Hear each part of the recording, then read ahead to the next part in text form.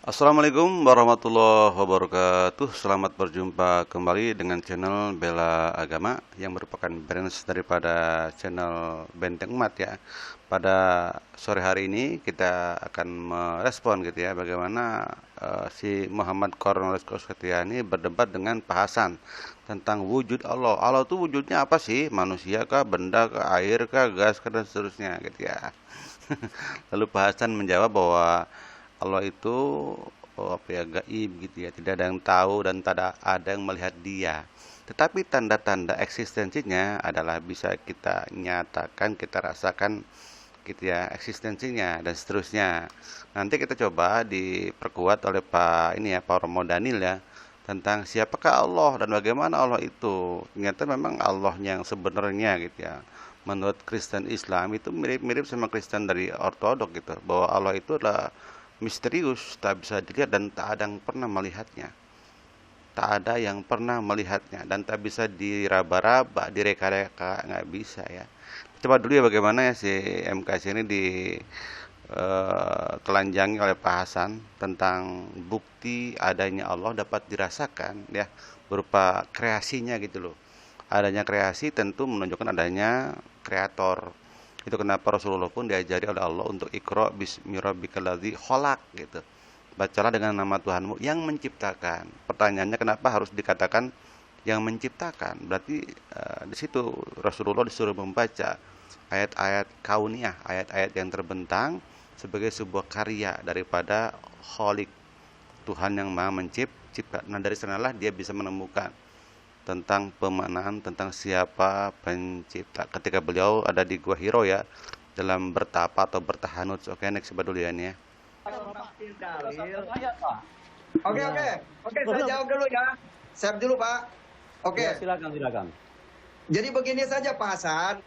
Kalau kami menyembah Yesus disalahkan oleh Anda, tolong tunjukkan Tuhan Anda yang Anda sembah. Itu aja. Biar mudah kita mengikutinya. Kalau memang Tuhan yang Anda sembah itu benar, coba tunjukkan ke kita. Itu saja. Daripada rebutan masalah ini, Anda menyalahkan menyembah kepada Yesus. Tunjukkan yang Anda sembah, bisa tidak? Ini maksudnya tunjukkan itu ada apa enggak gitu Pak ya? Eksistensi Iya, ada kelihatan apa enggak gitu. Karena Allah itu apa?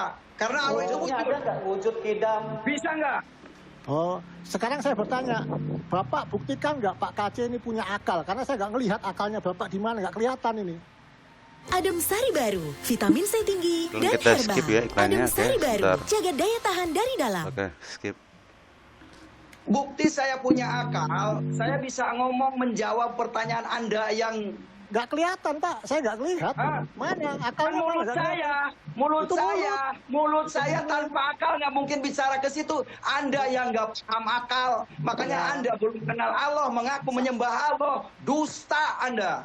Sama Pak, adanya alam semesta itu karena membuktikan adanya Allah. Kalau Anda mau ngomong masalah mulut, ya sama seperti Bukan itu. semesta alam. Anda kan mengatakan perlihatkan akal. Ini akal saya, mulut saya itu akal saya berbunyi. Kalau Anda Mulut saya adalah akal saya, pantas. Jadi mulut MKC adalah akal dia. Jadi siapa yang ngasih makan MKC, itulah yang memberi dia akal. Dasar badut. ke logika seperti itu. Makanya kalau memang kita menyembah Yesus salah menurut Anda, coba Allah yang Anda sembah tunjukkan. Bisa tidak? Bisa, saya Ini- dengan ini- memperlihatkan ini alam tegak semesta seper. ini Pak. Keteraturan tegak alam seper. semesta ini sama. Sekarang saya mau mendengar. Anda saja belum tahu perintah Tuhan. Ya, ini kan. Nah, di sini dia ada membelok-belokan ya ke dalam sholat. Oke, jadi dia sudah terpatahkan. Jadi artinya gini, bukti memiliki akal karena si KC tadi berbicara kan. Artinya apa? Buktinya adalah berupa kreasi gitu loh, berupa produksi karya gitu. Sama juga Tuhan.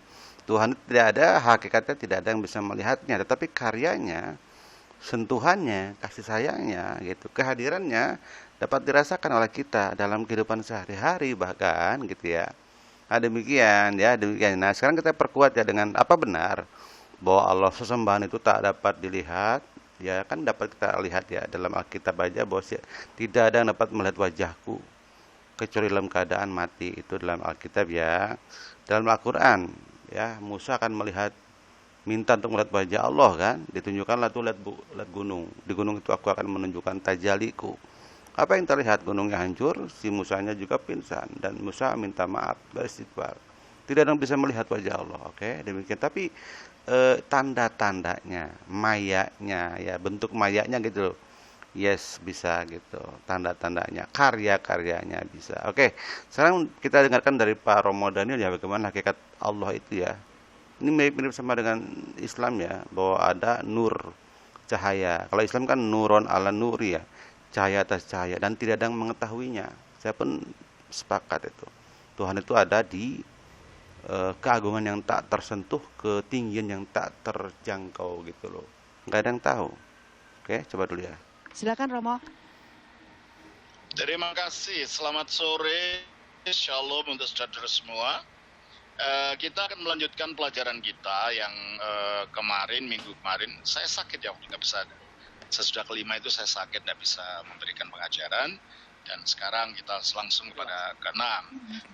Jadi kita masih kepada butir 1 dari pengakuan iman, di mana kita telah berbicara tentang keesaan Allah, mengapa Allah itu harus esa, dan bukti-buktinya di dalam Alkitab.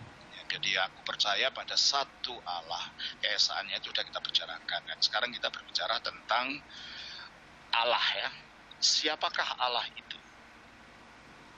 Kata Allah itu bahasa Arab, digunakan baik oleh orang Islam di sana, baik oleh orang Kristen maupun orang Yahudi yang menggunakan bahasa Arab. Kata-kata ini sepadan dengan kata Ibrani Eloah atau Elohim, sepadan dengan kata Syria Allah, sepadan dengan kata El di dalam bahasa Kanaan, sepadan dengan kata Ilu di dalam bahasa Babilonia, yang artinya adalah menunjuk kepada Sang Pencipta itu, pada sesuatu yang bersifat ilahi.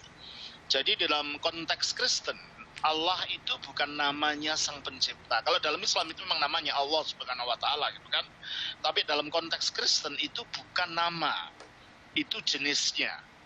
Ya, jadi itu kata jenis, bukan nama.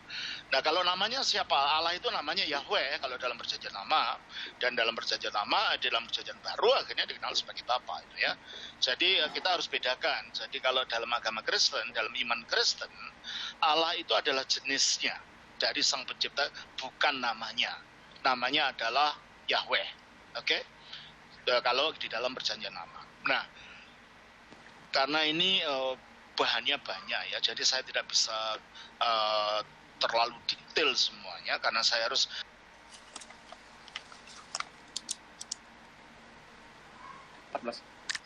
Ayat 14 ya Romo ya? ayat 16. Oh 16, oke.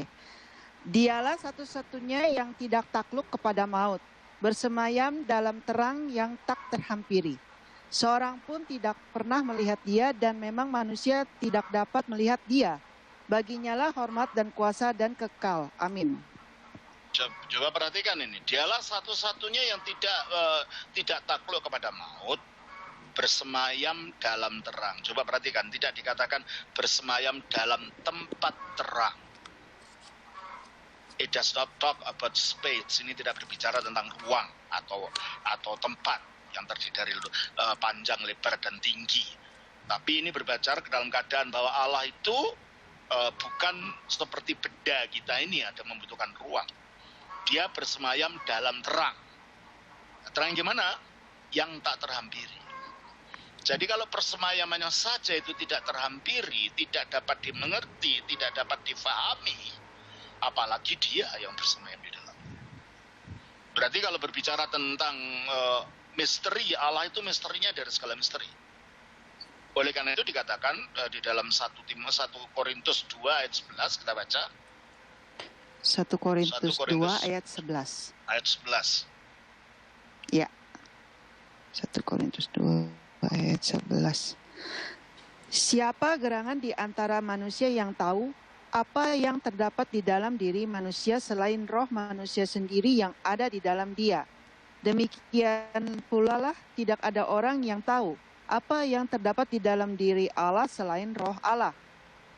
Demikian pula lah tidak ada orang yang tahu apa yang terdapat dalam diri Allah. Jadi kalau kita berbicara tentang apanya Allah itu, kita sedang berbicara tentang hakikatnya, tentang esensinya.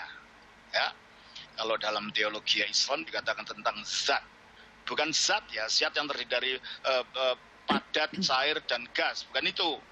Zat dengan D di belakangnya terjemahan bahasa Indonesia. Itu digunakan juga dalam terjemahan Alkitab bahasa Arab.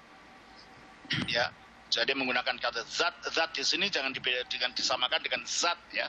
Zat yang terdiri dari padat, cair, dan gas, bukan itu maksudnya. Ya. Zat ini artinya adalah esensi, atau kalau bahasa Latinnya substansia, kalau bahasa Yunaninya usia. Jadi di dalam hakikatnya, saya tidak usah menggunakan zat ini supaya tidak membingungkan, meskipun itu tidak salah pada dirinya sendiri. Di dalam hakikatnya, hakikat keilahiannya itu, Allah itu tidak dimengerti oleh siapapun, kecuali oleh dirinya sendiri. Nah, kalau gitu apa Allah tidak ada deskripsi dalam Alkitab mengenai kalau gitu apa sih Allah itu? Coba kita baca. Kalau berbicara tentang apanya itu ada sedikit penggambaran yang diberikan oleh Alkitab kepada kita. Coba kita baca dari Yohanes 4 ayat yang keempat. Yohanes 4 ayat 4. Ya. Ia harus melintasi daerah Yohanes Samaria. pasal 4, maaf. Yohanes pasal 4 ayat 24, saya salah. Oh, ayat 24. Ya. Allah itu roh, dan barang siapa menyembah Dia teruskan harus menyembahnya dalam roh dan kebenaran. Allah itu roh. Kalau dia roh itu yang gimana? Yesus memberikan penjelasan tentang roh itu apa. Nah, kita baca di dalam Lukas pasal 24 ayat 37. Lukas 24 ayat 37. Ya, demikian saja. Apa intisarinya? Intisarinya adalah bahwa esensi Allah itu, yang menjadi sesembahan itu, yang adalah zat itu, yang adalah satu itu, tak dapat diraba, tak dapat disentuh gitu loh. Dia ada pada kemisterian. Kemisterian itu, kalau itu bersifat baik, itu namanya cahaya. Siapa yang bisa menemukan dan mengidentifikasi cahaya? Tidak ada. Tuhan itu cahaya katanya. Bahkan dalam Islam itu Tuhan itu cahaya atas cahaya. Jadi misteri di atas misteri gitu. Tidak ada yang tahu tentang hakikatnya dia itu bagaimana gitu loh. Itulah sesembahan yang tunggal. Adapun yang banyak yang dapat dilihat oleh mata itu namanya adalah manifestasi Tuhan, dan banyak. Dan kita tidak boleh dalam Islam ya, tidak boleh menyembah manifestasi Tuhan. Kalau menyembah manifestasi Tuhan berarti menyembah yang banyak dong. Contoh, misalkan raja adalah manifestasi Al-Malik Allah, kan gitu. Dia mengatur kehidupan. Kalau kita sembah, kita masuk dalam panteisme kan. Kita lagi melihat pemandangan gunung, bagus sekali gunung itu. Oh, itu berarti gunung itu bisa membuat misalkan gempa akan berkurang. Kalau kita menyembahnya, manifestasi Tuhan yang indah itu misalkan, ya kita masuk ke dalam panteisme. Jadi kita nggak boleh menyembah manifestasi Tuhan yang ada di bumi dan langit, karena begitu banyaknya. Nggak boleh. Kalau kita menyembah, masuk ke dalam panteisme. Kita pun nggak boleh menyembah sifat-sifat Tuhan. Ya, misalkan Allah itu Ar-Rahman, Ar-Rahim, dan seterusnya. Kita tidak menyembah nama, kita tidak menyembah huruf, kata si Ibnu Kalam kan. Nggak boleh memang. Allah itu ada di atas namanya gitu loh. Ya, Ar-Rahman itu nama Allah. Oke, monografi Allah. Kita nggak menyembah namanya, tapi menyembah zatnya. Kenapa tidak menyembah namanya? Nama Allah itu banyak. Kalau disembah semua ada 99 yang harus disembah. Berarti masuk dalam politeisme. Kita menyembah hanya satu saja, yaitu zat Allah yang ada di balik cahaya-cahaya nama-namanya, di balik sifat-sifatnya yang tidak ada yang tahu siapapun. Demikian ya, itulah Allahu Ahad itu, Allah yang satu itu, yang tak ada satupun yang tahu dan tidak ada yang bisa menyerupainya. Demikian saja. Jadi si MKC harus belajar ini. Maklumlah orang, besok kalau orang mengaku murtadin itu di Islamnya blow on, di Kristen pun blow on. Di Islam blow on, di Kristen pun ya jadi barang rongsokan. Saya pernah membicarakan tentang bagaimana bahwa jualan murtadin itu nggak laku. Ada komentator yang mengatakan, iyalah katanya, mereka tidak akan laku menjual murtadin. Seperti menjual mobil odong-odong kepada orang yang sudah punya mobil Fortuner. Muslim itu memiliki mobil Fortuner, yang dijual adalah odong-odong. Produk gagal gitu loh, seperti si MKC lah, si Yeri atau Fatimah Sari dan seterusnya. Tidak ada seorang muslim yang mau ditipu oleh dia. Yang kena tipu ya tentu yang memiliki IQ yang rendah dong. Tentu itu bukan muslim. Walau alam bisa wabya. Sekarang demikian saja. Billahi taufiq walhidayah. Assalamualaikum warahmatullahi wabarakatuh.